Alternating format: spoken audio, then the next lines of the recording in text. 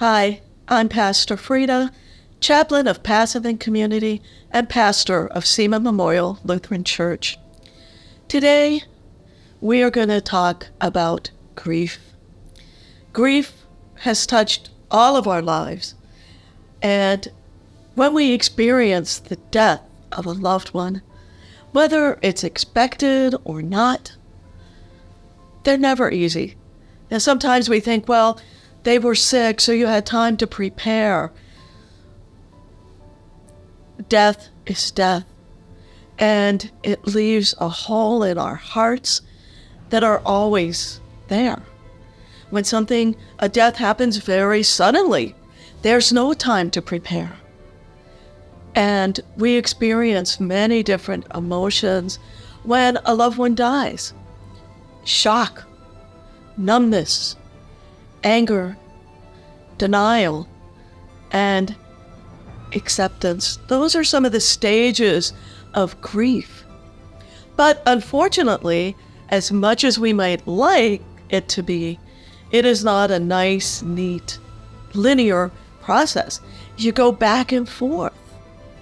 And that's what happens on our journey of grief. When a loved one dies, we may be angry at God or even the person who died. And let me share a personal experience. My oldest brother, Tommy, was sick, and he battled lung cancer for 15 months. And there was a part of me that was angry at him because he didn't stop smoking, even though he knew it was dangerous. And he didn't go to the doctor when he first started experiencing symptoms. And sometimes we're angry at God because why did God let this happen? We may wonder how we are going to go on. Grief is not something we get over because our lives are never the same. There is a hole in our hearts that's always going to be there. I lost 2 brothers and my dad within 7 years of each other. And that's difficult when we lose people we love. Sometimes our grief is overwhelming. I describe it like a tidal wave. Let me give you an example.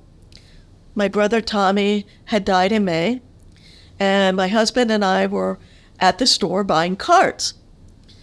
I was looking for cards for my nephew. And as I looked next to those cards, I saw cards for brother for birthday. And it hit me all of a sudden that come February 8th, I was not going to be buying Tommy a birthday card again. Now, sometimes we can anticipate difficult days, anniversaries, birthdays, the day of their death, special holidays, but other times it comes out of nowhere. Everyone grieves in their own time and in their own way, even if you are grieving the death of the same person. We all grieve differently, and we need to give ourselves permission to grieve. There is no right or wrong way to grieve. Some people cope in more healthy ways than others, to be sure. Sometimes that means they keep so busy that they don't have time to grieve. But it's important to take that time to grieve, to do the hard work of grief, because if you stuff it, it's going to come out in one way or another.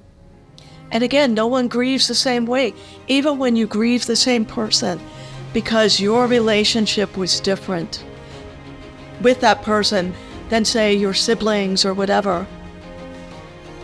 There are different tools that help folks.